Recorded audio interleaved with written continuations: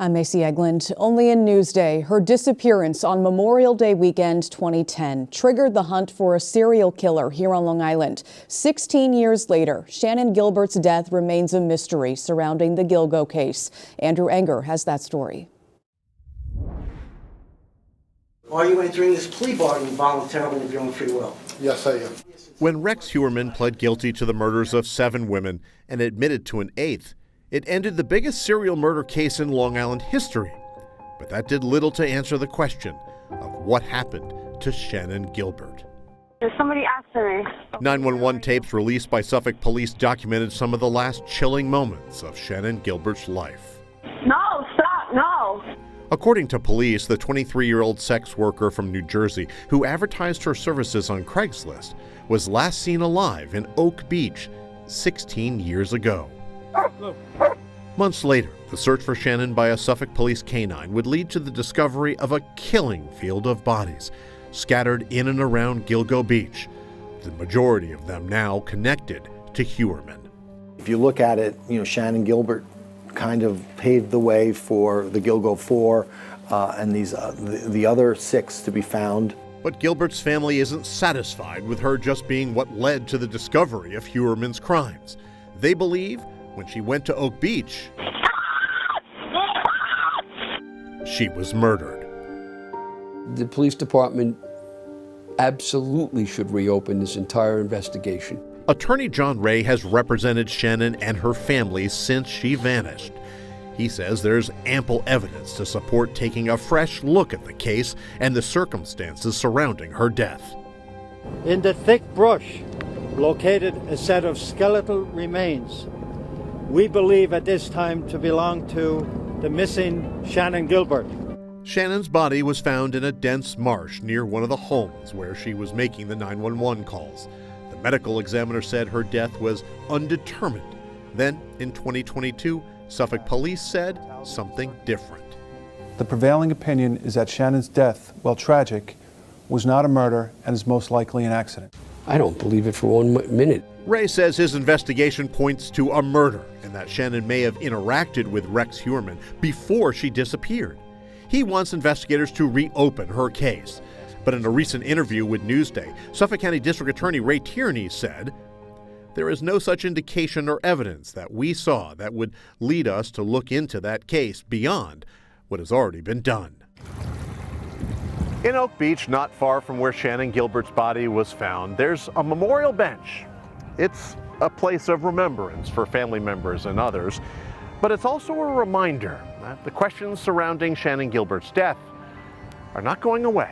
We're not giving up. By any means, we're not giving up. In Oak Beach, Andrew Enger, Newsday TV.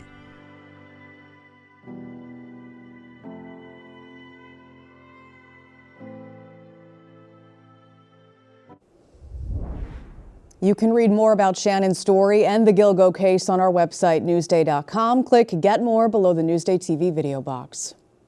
25 years to life for this Roosevelt man for killing a man during a robbery. Dennis Ray was sentenced yesterday for beating Jose Ozma to death behind the Hempstead Chuck E. Cheese in 2022. A Hamptons hotspot damaged by fire days ahead of Memorial Day weekend. Flames ripped through Docker's Waterside restaurant in East Quogue late yesterday afternoon. No word yet on what caused that fire. The restaurant thanked fire responders on social media and said it would be closed today through Monday.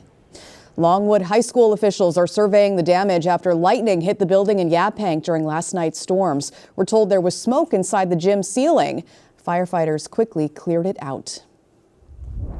Well, Bellport will once again have a supermarket. Fine Fare Bellport is expected to open late this summer. It'll have full-service deli and butcher departments, as well as a fresh juice and hot food bar. The store is located where Cirillo's Market IGA closed in 2023. A True by Hilton hotel could be coming to the site of a former Lazy Boy in Rockville Center. The store burned down 4 years ago. The hotel's developer has already secured preliminary approval for hundreds of thousands of dollars in tax breaks. Oyster Bay's Town Planning Board approved plans for a new apartment complex in Hicksville. The $61 million project includes 106 apartments and 4,000 square feet of retail space along Jerusalem Avenue near the LIRR station there. Construction is expected to start next year. Well, the Knicks are back in action tonight. They're looking to build on Tuesday's electric comeback and take a 2-0 Eastern Conference Finals lead against Cleveland. Tip-off is at 8 o'clock tonight at the Garden. Let's talk about your forecast now. If you are planning to go into the city for the game, got to watch out for some rain, Jeff. Yes, we do, Macy. We have had some strong storms, as you saw earlier when you read that story about how the school Longwood got struck by lightning. There you are. I wanted to see both of us today. And yeah, it was a stormy night out there, but we do have improving weather today. However, I think the cool down is the bigger story in people's minds. Not everybody saw those storms yesterday. You can see we kind of have a cloudy, gray, murky morning looking over the Poquog Bridge right now.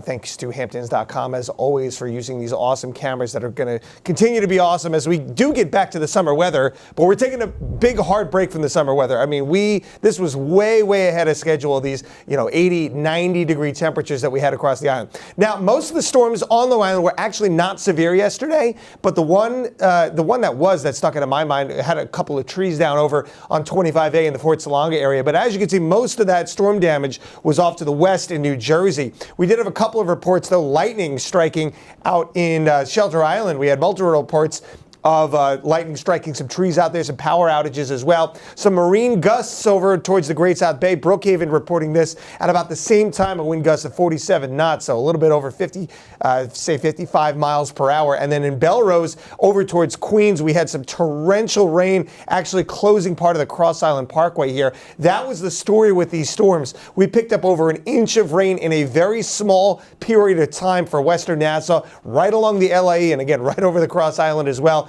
Rest of the island picking up over a half inch of rain. May not have seemed like all that much, but again, it was in a very small window. So we did see some localized flooding in some of those poor drainage spots. Rest of the rain is gone at this point. We've got mostly cloudy skies across the island, but this cold front is kind of hanging out here. It hasn't really moved offshore. So we're going to see more rounds of showers moving in as we head into this afternoon. But it's the tale of two seasons. We're going to take a look at Farmingdale as what's probably, in my mind, one of the best snapshots from yesterday to today. 92 degrees yesterday afternoon. We're only going up to a high of 66 today, and I think that might be even optimistic. So a 30 degree or so temperature drop across the island.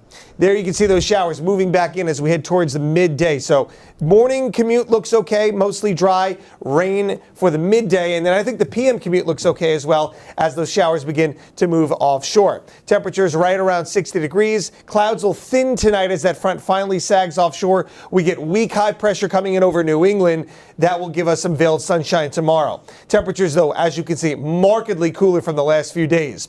Mostly cloudy tonight, or I should say tomorrow night. Rain slowly beginning to move back in here as we head into now Saturday morning, and it will be heavy at times as we get into Saturday, say evening, Saturday night, and overnight into Sunday. So Memorial Day weekend setting up to not be the greatest Memorial Day weekend. We all know here on Long Island it can be a bit of a crapshoot, and this year, unfortunately, we're sort of losing out. It's on the earlier side this year as well. Usually we're used to Memorial Day being the 28th, the 29th, maybe the 30th. Coming so early, I think that really made the difference this year in terms of these cooler temperatures, but also, just an unlucky little bout of rain here. So 60 your high on Saturday, 61 on Sunday. Monday, Memorial Day itself, will probably be the best day of the holiday weekend. It'll be the driest day, at least from start to finish, and it'll also be the warmest day, although 67, that's not saying much. But again, that's pretty seasonable for this time of year. Unseasonably cool today. We should be closer to 70 degrees. Lingering showers out there again, mostly towards the midday. Tonight, mostly cloudy skies early on, and then some clearing late. Temperatures around 50. Tomorrow, another cool day, but at least we'll see a little bit of Mr. Sun, some veiled sunshine, and that's all she wrote for the sun, really. Right on through the holiday weekend. Hate to say that, but that looks like it's going to be the case very likely. And the clouds lingering even into Tuesday of next week before finally a brighter and warmer day. Again, take a look at that, 81 on Wednesday. Just a couple of days difference would have made a huge one in terms of the holiday weekend. Long Island weather is brought to you by Fire Island Ferries.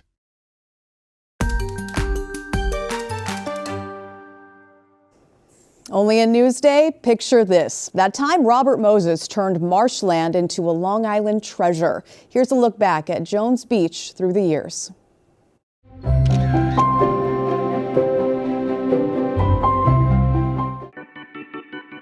For nearly a century, Jones Beach State Park has been welcoming visitors from around the world. At one point in the 60s, park's employees say more than 14 million people enjoyed the summer hotspot. We were taking a lot of aerial photos, so you can kind of see the crowds at the beach. It's never not been crowded there. Over the years, Newsday's photographers have captured the progress and change as the park took shape, expanded, and evolved. New York's master builder, Robert Moses, superheaded the 6.5-mile park project in the late 1920s. Jones Beach was one of the first spots that he fell in love with. The land itself was inaccessible marshland, and in order for it to become what it is today, tons of sand had to be brought in to build the beachfront. At the heart of the plan, two architectural anchors, the East Bathhouse and West Bathhouse, built in Art Deco style. We opened in 1929 at the East Bathhouse, and that was the first building here. People think the water tower was the first building. That happened a year later. The West Bathhouse was opened in 1931. Here they created an Olympic-sized swimming pool and a kiddie pool. So it was immensely popular right away. When the bathhouses first opened, there was a focus on teaching people how to swim, and that is still a priority to this day. They offer free lessons every year. Summer day camps would utilize the East Bathhouse. They come in large numbers and they'd enjoy swimming. We have Barbizon brick and Ohio sandstone. Robert Moses had that brought in special. Both bathhouses have gone through plenty of construction over the decades. The West Bathhouse now includes a catering hall where Robert Moses once had an office. The East Bathhouse is currently being renovated and will open as a state-of-the-art swimming facility later this year. It's a rebirth, it's modernization. However, it's also keeping the historic structure and in some instances going back to the historic design. Preserving the past and celebrating a century at Long Island's own Jones Beach State Park. I think what stands out to me in the photos is that things have changed, but nothing's changed. People are there for fun, and it's a treasure for Long Island.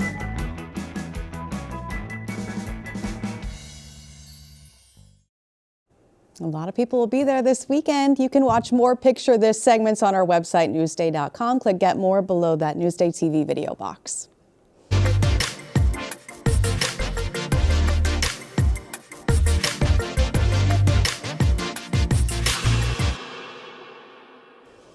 Here's what's up on Long Island. Honor the fallen this Memorial Day weekend. Volunteers are needed to place American flags on veterans' graves on Saturday at Long Island National Cemetery and at Calverton National Cemetery. Spend Memorial Day weekend at Jones Beach. Join in the celebration with a drone show featuring patriotic displays over the ocean Sunday night. You can also step back in time with the Revolutionary War reenactments Saturday and Sunday. And it's opening weekend at Splish Splash in Calverton. The water park opens for the season on Saturday with interactive spray areas, water slides, and water buckets. Always a good time. For admission information and more events, click Get More below the Newsday TV video box on our homepage. Time now for the best in high school sports. Here's Jared Veluzzi. Playoffs have arrived here on Long Island, and there were some amazing games this past week, including one that the entire lacrosse community had their eyes on, as St. Anthony's took on Chaminade for the Catholic League State Championship, and Charlie Contrabato will keep this possession alive with a one-handed pass. Gavin Snyder moves it off the ground, and Dylan Harrigan unleashes a rocket as the Friars win another title. And also in boys lax, this was a regular season finale. Syosset against Massapequa. Ryan Roosevelt picks up the trash and gets the OT winner for Syosset. And in girls lacrosse now, Harborfield sophomore Jamie Medico is going to call game as Harborfields beat Smithtown West. And staying in Suffolk County, Valentino Puccio of Huntington will unleash a laser as the Blue Devils get a statement win over Ward Melville. And in flag football, we're going to go to the playoffs in Nassau Class B. Michaela McNeil will find Ava Piniella, and Piniella will race past defenders for a long touchdown as Wantagh gets their first playoff win in their flag football program's history. And in Suffolk Class B, Deer Park's Taylor Gable, she's going to avoid a defender with a phenomenal move. And Gable, looking downfield, she'll connect with Alyssa Lima for the touchdown in Deer Park's victory over West Babylon.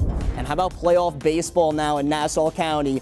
Derek Yormack, a two-run homer to put Belmore JFK in the lead, and they advance to the Nassau County semifinals. And high school football in May? I think so. Lindenhurst's Mikey Russo will connect with Javon Greenhill of North Babylon. That's good for a 66-yard gain on the first play of the Rising Stars Bowl, as some of Long Island's top juniors got to go against the city, but it was Team NYC with a 21-13 victory.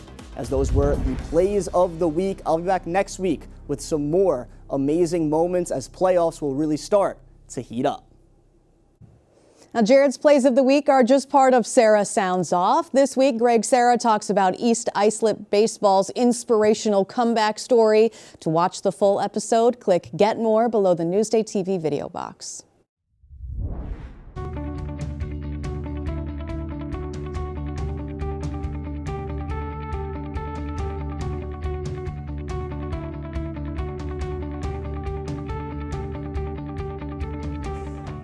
See more on all of the stories you've seen today on Newsday.com and watch us streaming anytime on Local Now, YouTube, and the other streaming services you see there.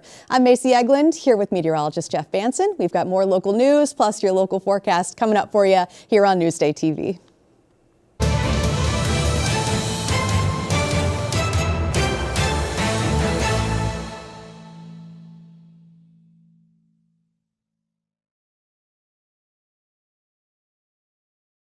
The latest from Newsday in high school sports. And be part of the action when I take your questions. Email me, text me, hit me up on X, Instagram, make a phone call. We're going to have a great time all season long. Sarah Sounds Off.